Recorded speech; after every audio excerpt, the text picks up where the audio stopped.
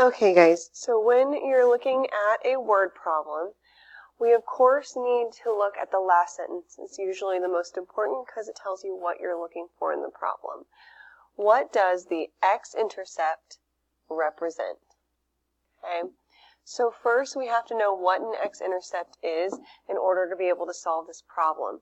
So let's look at our x-axis. First and foremost, here's the x-axis here at the bottom.